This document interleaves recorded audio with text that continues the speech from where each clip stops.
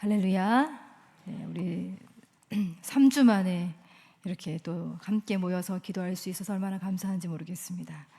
오늘 시편 73편 17절에서 28절의 말씀 붙들고 함께 말씀 묵상하고 또 함께 기도하도록 하겠습니다.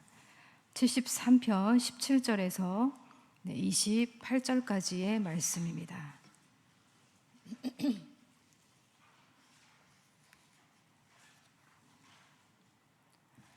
함께 합독하시도록 하겠습니다.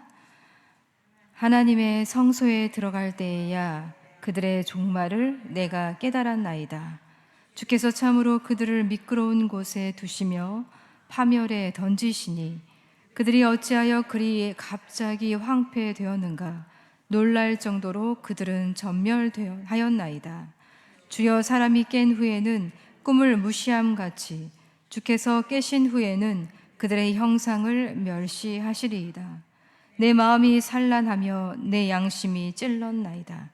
내가 이같이 우매무지함으로 주 앞에 짐승이오나 내가 항상 주와 함께하니 주께서 내 오른손을 붙드셨나이다. 주의 교훈으로 나를 인도하시고 후에는 영광으로 나를 영접하시리니 하늘에서는 주 외에 누가 내게 있으리요. 땅에서는 주밖에 내가 사모할 이 없나이다. 내 육체와 마음은 쇠약하나 하나님은 내 마음의 반석이시요 영원한 분깃이시라. 무릇 주를 멀리하는 자는 망하리니 음녀같이 주를 떠난 자를 주께서 다 멸하셨나이다. 하나님께 가까이 함이 내게 복이라. 내가 주 여호와를 나의 피난처로 삼아 주의 모든 행적을 전파하리이다. 아멘. 네. 저는 학교 다닐 때 수학이라는 과목을 참 좋아했습니다. 의외죠. 네. 수학 정석을 참 딸딸 외우면서 공부했던 기억이 나는데요. 좀 마음이 복잡하고 좀 심란하면 항상 이렇게 수학 문제를 풀곤 했었습니다. 그리고 어려운 문제를 하루 종일 풀다가 드디어 풀렸을 때 그 희열은 정말 아주 짜릿했습니다. 고등학교 2학년 때 수학 모의고사 시험을 보았는데 그때 제가 이제까지 보았던 수학 성적 중에 가장 너무나도 어이없게 형편없게 나왔던 적이 있었습니다. 한 개당 10개의 문제가 나왔었는데요. 주관식 문제였고 하나당 이제 10점짜리 문제였습니다. 제가 아주 잘 아는 공식이 있고 그 공식은 너무 쉬워서 그 공식대로 그 문제를 풀었는데 그 점수가 완전히 다 날아가 버렸더라고요. 그러니까 제가 잘 안다고 생각했던 그 공식이 그 문제에 맞지 않았던 거예요. 아주 작은 부분이 틀렸던 것이었습니다. 여러분, 우리가 믿음의 길을 걸어가면서 이와 같은 일들이 벌어지지 않나라는 생각을 하게 됩니다. 내 인생에 다가오는 문제들, 내가 잘 아는 어떤 신앙의 공식으로 풀 수 있다고 생각했는데 때로는 그 공식이 전혀 맞지 않고 풀리지 않을 때가 있습니다. 이 세상에 펼쳐지는 많은 일들을 바라보아도 그렇습니다. 내가 아는 신앙의 틀로는 해석하기가 어렵고 또 받아들이기 어렵고 풀기 어려운 문제들을 만날 때가 있고 바라볼 때가 있습니다. 특히 이런 사람들을 보면 더 그렇지 않나 싶습니다. 시편 73편의 그 앞부분의 이야기를 보면 굉장히 악하지만 잘 사는 사람들이 있어요. 그냥 악하기만 한 정도가 아닙니다. 이 악한 자들은 굉장히 폭력적이고 굉장히 오만하고 굉장히 나쁘고 심지어 나에게 나쁜 영향까지 주는 그런 사람들이에요. 그런데 그러한 사람들이 세상 일들이 너무나도 잘 풀리는 것을 보게 되면 우리 마음에 시험이 들기도 합니다. 그러니까 그들의 잘됨, 그들의 번영, 그들의 샬롬이 우리를 시험에 빠뜨리고 우리를 넘어지게 하고 우리를 미끄러지게 한다는 거예요.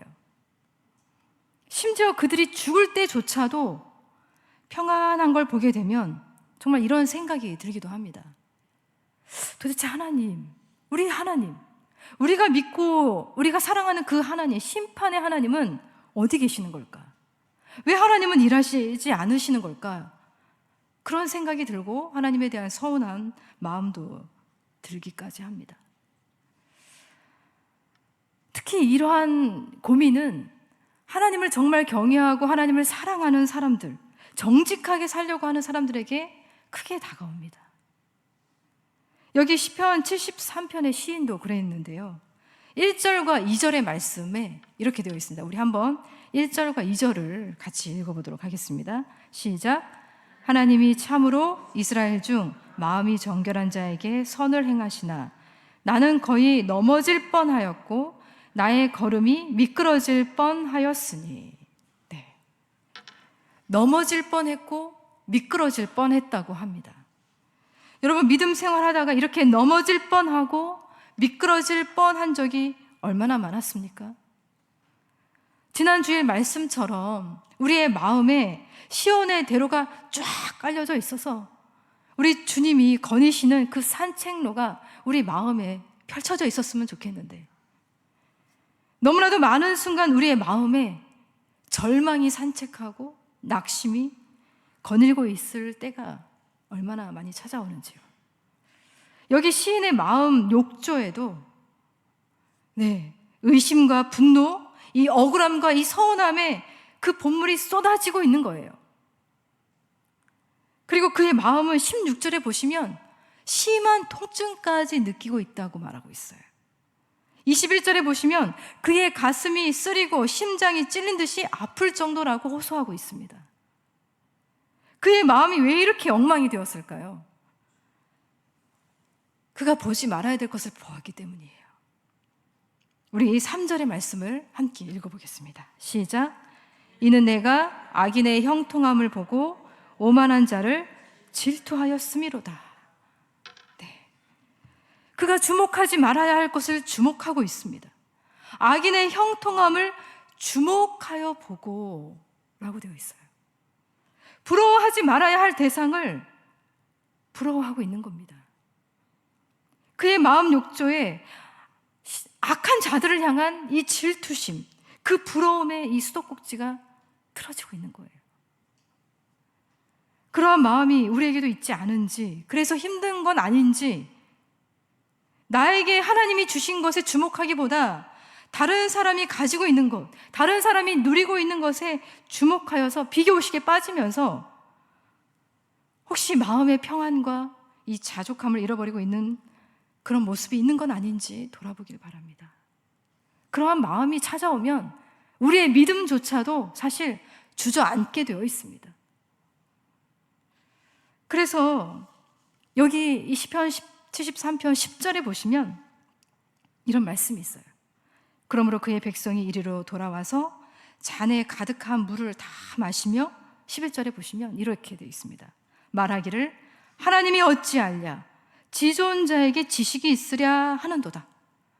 하나님이 뭘 알겠어? 하나님이 어떻게 하시겠어?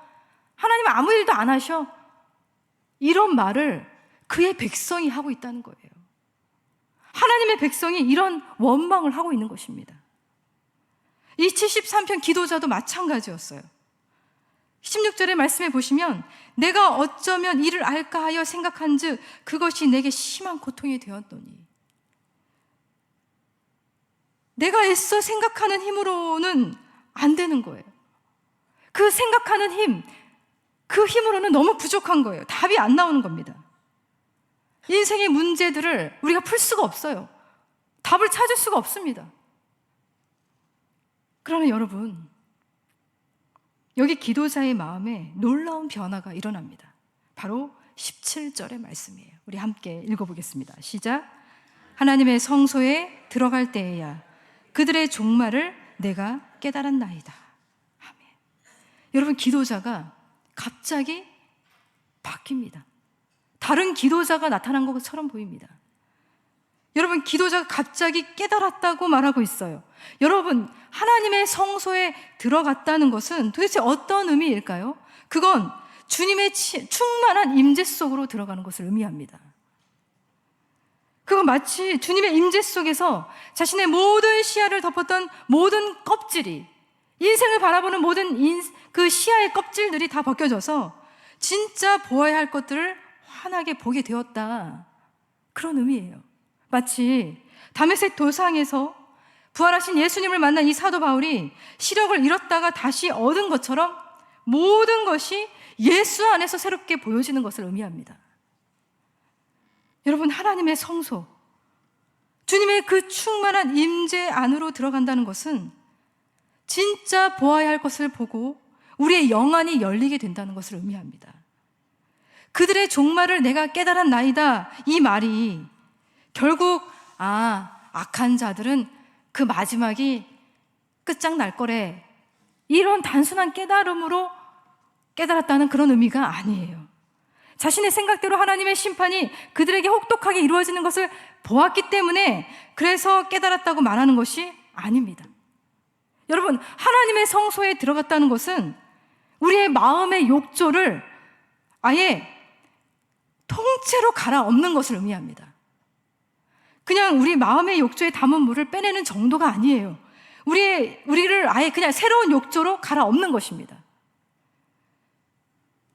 내 마음을, 내 영혼을 완전히 갈아엎어서 새롭게 창조되는 것. 그래서 시편 51편 10절에 이런 말씀이 있습니다. 하나님이여, 내 안에 정한 마음을 창조하시고 내 안에 정직한 영을 새롭게 하소서. 우리 하나님은 우리의 마음을 창조하시는 창조주이십니다. 여러분, 한번 저를 따라해 보시겠습니까? 하나님은 우리의 마음을 창조하시는 분이십니다. 네, 우리 마음을 창조하시는 분은 우리 하나님이십니다. 여러분, 에스겔 36장 26절 27절에 이런 말씀이 있어요. 또 새 영을 너희 속에 두고 새 마음을 너희에게 주되 너희 육신에서 굳은 마음을 제거하고 부드러운 마음을 줄 것이며 또 내 영을 너희 속에 두어 너희로 내 율례를 행하게 하리니 너희가 내 규례를 지켜 행할지라. 여러분, 하나님의 임재 속에 머물게 되면 깨닫게 되는 진리가 있어요. 그분이 우리에게 새 영을 불어넣어 주신다는 거예요. 여러분, 기도하신 여러분에게 하나님께서 새 영을 쏟아 부어주시기를 축복합니다. 여러분, 우리는 절대 우리 힘으로 우리의 굳은 마음을, 완악한 마음을 스스로 바꿀 수 있는 힘이 없습니다. 못합니다. 그리고 아무리 좋은 말, 위로하는 말, 합리적인 말로도 우리의 마음을 절대 바꿀 수 없습니다. 우리의 의지는 수없이 무너지게 되어 있어요. 우리의 굳은 마음을 바꾸시는 분은 오직 우리 하나님이십니다. 우리 가족 중에 불신, 예수를 믿지 않는 가족들 때문에 많이 속상하시죠? 그들의 마음을 우리가 바꿀 수 있습니까? 못 바꿉니다. 그 마음을 바꾸시는 분은 우리 하나님이십니다. 왜냐하면 우리 하나님이 우리의 마음을 창조하시는 분이시기 때문이에요. 우리는 못하지만 하나님이 하시는 게 아니라 하나님이 하시는 일을 우리가 할 수 있다고 생각하니까 자꾸 절망하는 것이에요. 오직 우리 하나님만이 성령을 주셔야만 우리의 굳은 마음이 제거되고 주님을 대적하는 모든 생각을 사로잡아서 주 예수의 발 앞에 복종하게 할 수 있는 거예요. 오직 부드러운 마음, 또 주님의 부르심에 순종하는 그 마음은 우리 하나님께서 주시는 마음이에요. 여러분, 우리 이 마음을 달라고 우리는 기도할 수밖에 없는 거예요. 이 마음을 우리는 우리 주님의 임재 속에서 충만하게 누릴 수도 있습니다. 선물로 받을 수 있어요. 여러분, 늘 말씀드리지만 우리가 하는 일이 중요한 게 아니라 주님이 행하시는 일이 굉장히 중요해요. 우리가 일으키는 일이 중요한 게 아니라 바로 주님이 일으키시는 일들이 너무나도 중요합니다. 거기에 주목해야 돼요. 우리의 마음, 우리 가정, 우리 식구들의 마음, 우리 공동체의 마음, 하나님의 손에 의해서 창조되어져야만 변하게 되어 있어요. 바뀌어지게 되어 있습니다. 아무리 신앙적인 일을 열심히 해도, 봉사를 열심히 해도 우리의 눈이, 우리의 마음의 눈이 여전히 세상에서 잘 먹고 잘 사는 사람들에게 주목되어 있다면, 네, 하나님 나라에 속한 일들은 굉장히 어렵고 힘들고 하기 싫고 귀찮은 일이 될 겁니다. 그러하기 때문에 우리는 주님의 성소로 깊이 들어가야 합니다. 자주자주 빠져들어가야 돼요. 그분의 임재의 바다에 빠져야 합니다. 그 임재 속에서 주님을 주목하고 주님이 행하시는 일에 주목하다 보면 우리는 변하게 되어 있습니다. 그래야만 우리는 가짜에게 휘둘리지 않을 수가 있는 거예요.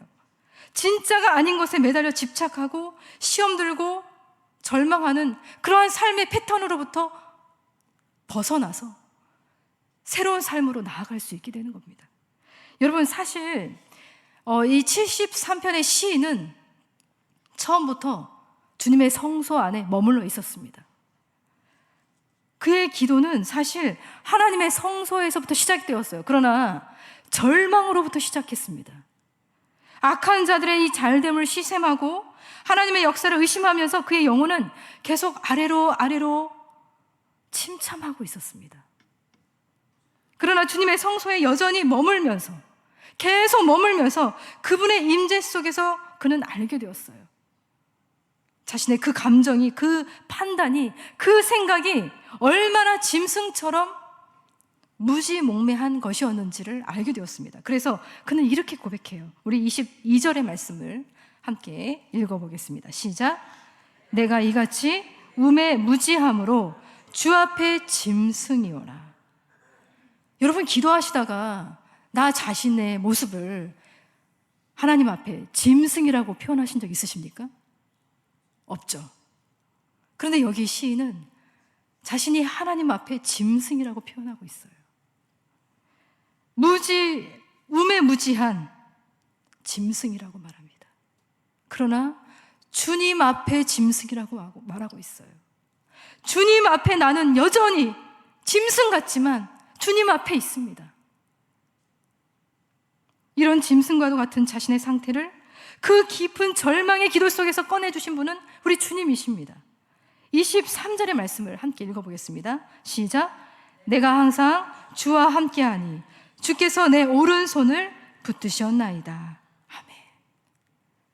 여러분, 내가 주님의 임재 속으로 들어가는 것이 아니에요. 사실은 주님의 임재에 머물러 있다면 그 깊은 임재로 우리를 이끌어 가시는 분은 우리 주님이십니다. 어리석고 또 어리석어서 멸망할 짐승과도 같은 우리들을 꺼내주시고 일으켜 세워주시는 분은 우리 주님이세요. 그래서 그 주님이 이렇게 표현하고 있어요. 주께서 내 오른손을 붙드셨나이다. 그런데 그 앞에 이렇게 되어 있죠. 내가 항상 주와 함께하니. 내가 주님 앞에 때로는 절망하고 때로는 악한 사람들을 부러워하고 이상한 기도를 하기도 하고 이 세상에 속한 것을 기도하기도 하지만 여전히 주님 앞에 머물러 있으니 주님이 이 절망에서 끌어올려 주시고 주님의 오른손으로 일으켜 세워주셨습니다. 이 고백을 하고 있는 겁니다. 주님과 함께 있다 보면 어리석은 짐승도 참된 하나님의 자녀로 변화될 수 있습니다. 주님이 붙잡아 주셔야만 우리는 그때서야 사실 진짜 기도를 할 수 있게 되는 거예요. 우리 24절의 말씀 함께 읽어보겠습니다. 시작. 주의 교훈으로 나를 인도하시고 후에는 영광으로 나를 영접하시리니. 아멘. 여기 세 번역으로 이렇게 되어 있어요. 주님의 교훈으로 나를 인도해 주시고 마침내 나를 주님의 영광에 참여시켜 주실 줄 믿습니다. 이 기도를 하고 있는 거예요. 내 몸과 마음이 다 시들어가도 때로는 엉망진창이어도 다른 사람 잘 먹고 잘 사는 거 그렇게 중요하지 않고 내가 주님과 함께 맺는 관계가 가장 중요함을 알게 되는 겁니다.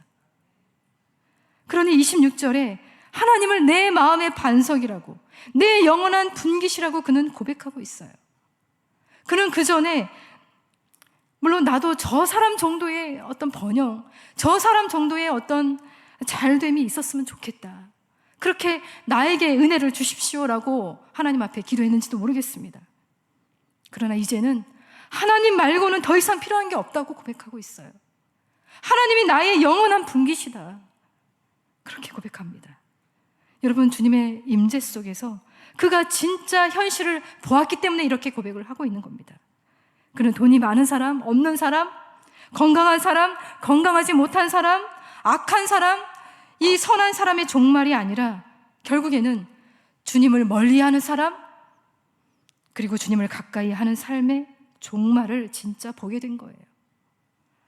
그래서 시인은 마지막에 이렇게 노래하고 있습니다. 우리 28절의 말씀을 함께 읽겠습니다. 시작. 하나님께 가까이함이 내게 복이라. 내가 주 여호와를 나의 피난처로 삼아 주의 모든 행적을 전파하리이다. 아멘.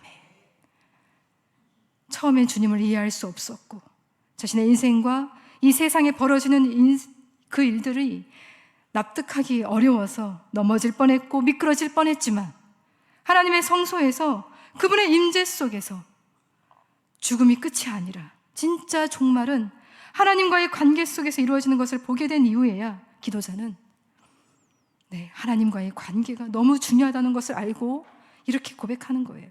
하나님께 가까이 함이 내게 복이라. 한번 같이 고백해 볼까요? 하나님께 가까이 함이 내게 복이라. 당신에게 복입니다. 네, 여러분에게 복입니다. 여러분, 하나님께로 더 가까이 나아가시길 바랍니다. 우리 자주자주 주님의 바다에 빠져듭시다. 우리가 자꾸 넘어지니까 자주자주 주님의 바다로 나아가야 합니다. 주님의 임재 속에서 불확실한 신앙이 확실한 신앙으로, 또 흔들리는 신앙이 흔들리지 않는 신앙으로 나아갈 수 있도록, 그리고 우리 마음의 창조주이신 우리 하나님이 우리의 마음과 우리 공동체의 마음을 바꾸셔서 하나님 앞에서 계산하지 않는 마음, 주님의 어떤 부르심 앞에서도 기꺼이 감사하며 순종하는 그 마음이 하나님의 손길에 의해서 창조되어지기를 우리 간절히 기도했으면 좋겠습니다.